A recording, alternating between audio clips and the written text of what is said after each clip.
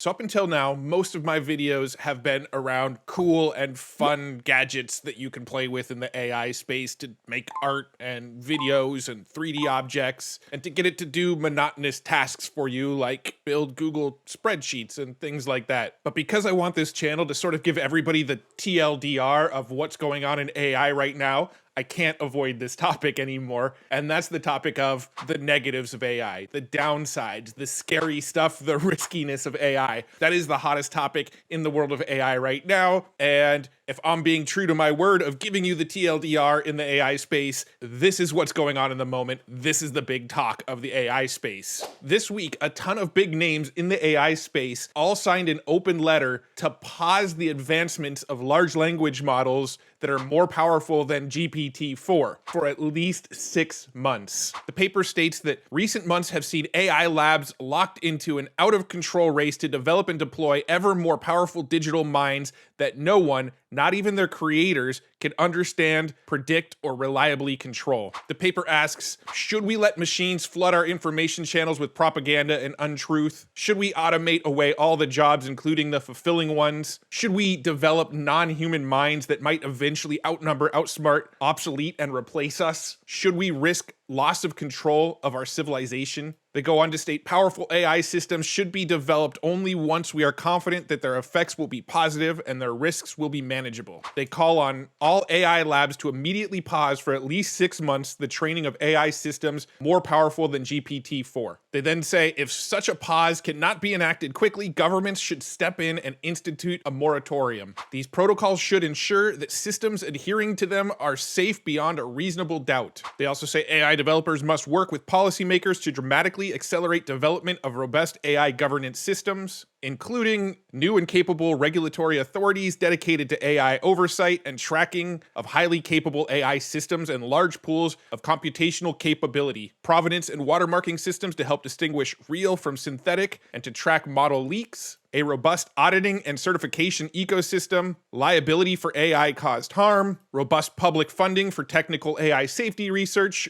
and well-resourced institutions for coping with dramatic economic and political disruptions. Now, this was published on the Future of Life Institute website, and this open letter was signed by some very prominent names, including Elon Musk, Steve Wozniak, Yuval Noah Harari, Andrew Yang, the co-founder of Pinterest, the co-founder of Ripple, Ahmad Mostak, the CEO of Stability AI, who has been one of the biggest proponents for advancing AI, as well as a handful of scientists from companies like Google and Meta. Notably, there is nobody that signed this from OpenAI. However, there are a handful of people that signed it directly from Microsoft. Also this week, Gary Marcus, a scientist and author of the book Rebooting AI, wrote a pretty well thought out article about the risks of AI. Now, from his article, he's not arguing that we're about to see Skynet and that AI is going to take over the world and try to destroy humans. He's arguing that the risks of AI are things that we're already starting to see. He actually says, I still don't think large language models have much to do with superintelligence or artificial general intelligence. He's not worried what happens if computers rapidly and radically self-improve themselves, which he says I don't see as an immediate possibility. But he says you don't have to be super intelligent to create serious problems. He then goes on to talk about MAI risk, or mediocre AI that is unreliable. He talks about how with the help of large language models, there have been a lot of phishing and online fraud issues, including this report here where somebody used a voice cloning tool to clone the voice of somebody who then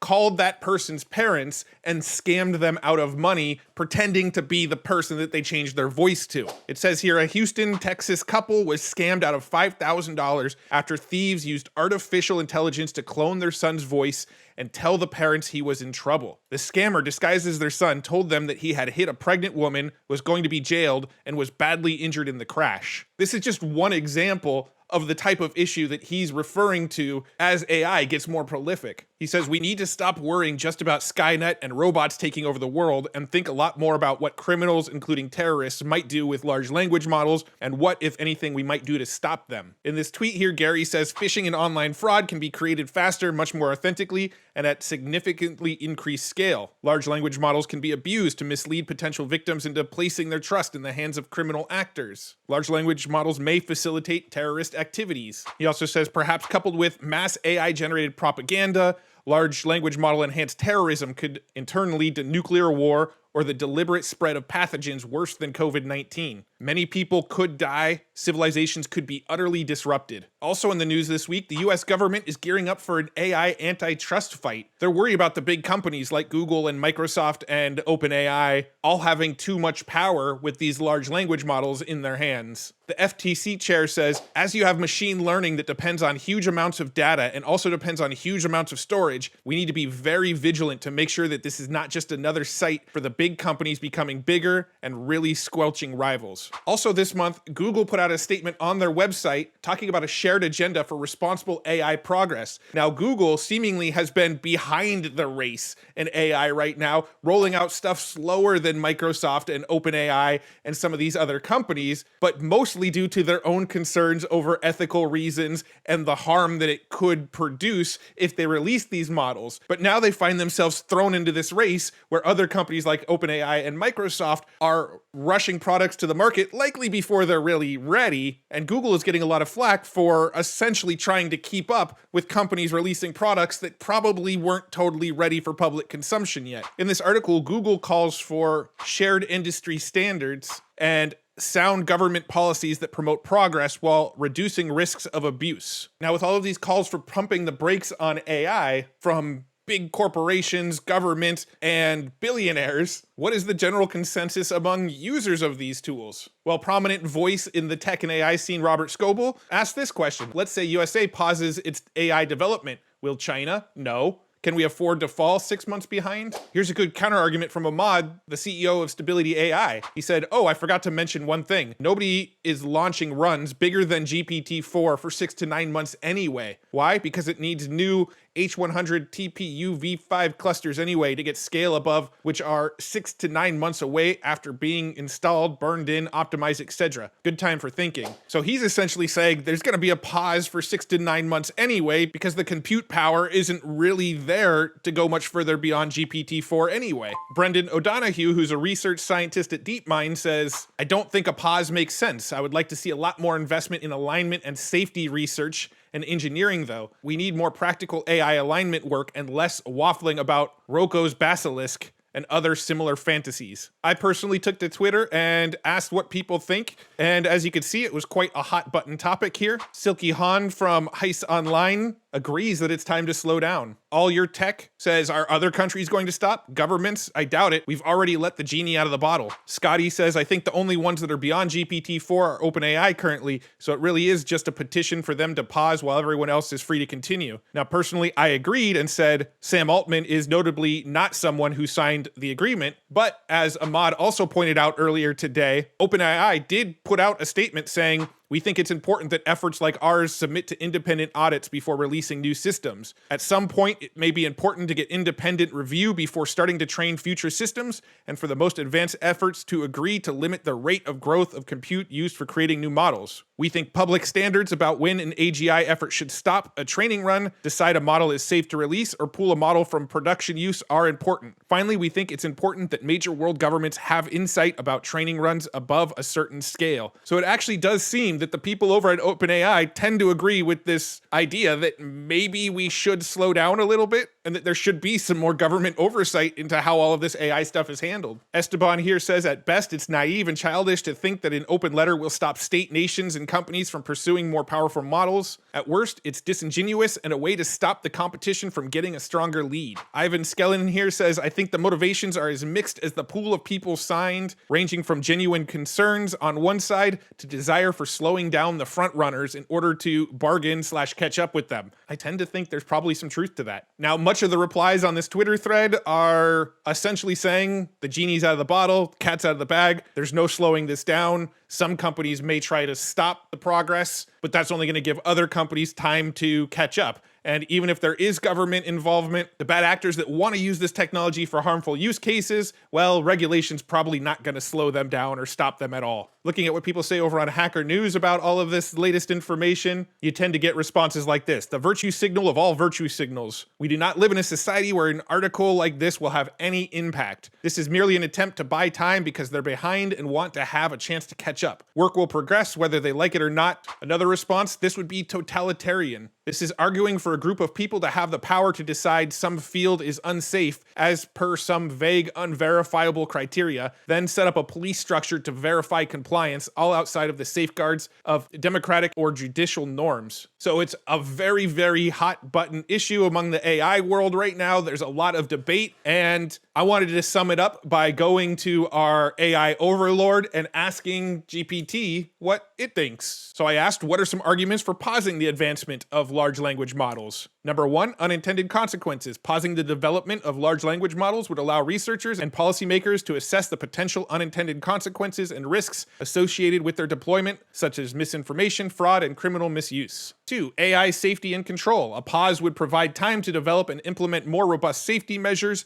and protocols to ensure that AI systems are safe, interpretable, transparent, and aligned with human values. 3. Incomplete understanding. Large language models are complex and often function as black boxes, making it difficult to predict their behavior. A pause could allow researchers to better understand these systems before advancing them further. Number 4. Ethical concerns. Pausing large language model development would provide time to address ethical concerns related to AI, such as fairness, accountability, and transparency, and to establish guidelines for responsible AI development and use. 5. Public input and policy development. A pause on LLM's advancement could give society and policymakers time to engage in a broader public debate about the desired outcomes and potential risks of AI, and develop appropriate policies and regulations. And 6. Preventing an AI arms race. By pausing the development of large language models, AI labs could avoid an uncontrolled race towards increasingly powerful AI systems, which could exacerbate risks and make it more challenging. Now, when asked why we shouldn't pause the advancements of these large language models, here was GPT-4's response. Economic advantages. Some argue that the development of large language models and AI in general can lead to significant economic benefits, including increased efficiency, cost savings, and the creation of new industries and job opportunities. 2. Technological progress. The advancement of large language models may be seen as a natural progression in the field of AI, and pausing their development could hamper overall technological progress and innovation. 3. Global competitiveness. In the global race for AI dominance, some may argue that pausing the development of large language models could put a country or region at a competitive disadvantage compared to the others who continue their research and development. 4. Potential societal benefits. LLMs have the potential to provide numerous societal benefits, such as improving healthcare,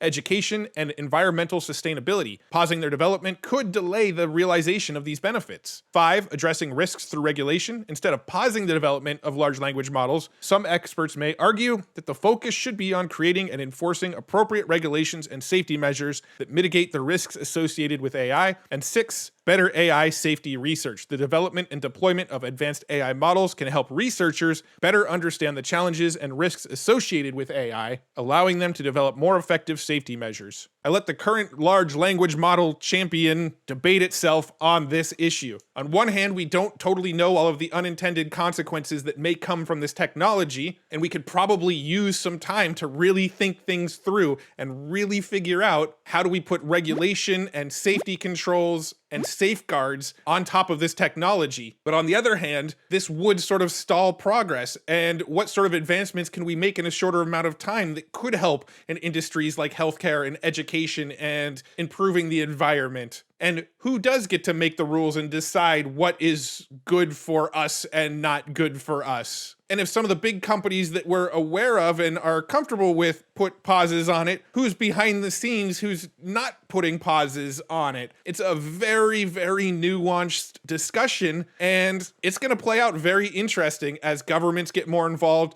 as companies try to speed up the race while other companies try to slow down the progress. And it's fascinating to watch. Again, I'm kind of here to make silly YouTube videos and to make animations of monkeys on roller skates, but I did also kind of place myself right in the center of all the AI world, so I'm in the middle of all this too. I am really thinking through all of the repercussions and the philosophical and ethical elements of it, and I am being tagged on Twitter and shouted out on YouTube videos and being asked questions about where I stand on all of this stuff. And to be honest, I have very mixed emotions. It's nuanced. It's not a binary discussion. I see the benefits of saying, hey, let's slow this down. We're moving this a little bit too fast. But I also see the benefits of going, but if we slow down the progress, what are we missing out on? What are other people doing that aren't slowing down on it? What sort of technological advances could we be making if we didn't slow it down? And I don't have the answer. I think it's an interesting, fascinating discussion, and I can see both sides of the coin. And I'm just here playing around with the technology and trying to give people the TLDR of what's happening. But my opinions are very mixed. They're very nuanced, and I do see both sides of that coin. I do tend to lean a little bit more towards the side of continuing technological advancement, but I also see how that's really scary. The unknown of that is scary. The unintended consequences of that is scary. And I think it's okay to be on the side of advancing technology, but also being a little bit scared of where that might take us. And I think that's kind of where I stand right now. But I'm curious where you stand. I think the comments will be really interesting on this video because it's not me playing with Midjourney or making pictures of cats eating tacos. Anyway, that's what I have to say about this topic for right now. I'm sure I'll have more to say about it on future videos. If you want to keep yourself in the loop with what's going on in the AI space and get the TLDR every single Friday, come over to futuretools.io. Click on join the free newsletter, and every Friday I'll send you all the news articles that are relevant and hot in the AI space right now. I'll send you the coolest tools that I came across, a handful of YouTube videos, and one new way to make money with AI. I'll send it every Friday. It's the TLDR of the week. And if you're really interested in this topic of AI and you want the TLDR videos and you want to see some of the advancements and hear about some of the things that are happening in the space, make sure you like this video and subscribe to this channel, and I'll make sure stuff like this keeps on showing up in your feed. All right, thanks so much for watching. I really appreciate you. I'll see you guys in the next video. Bye.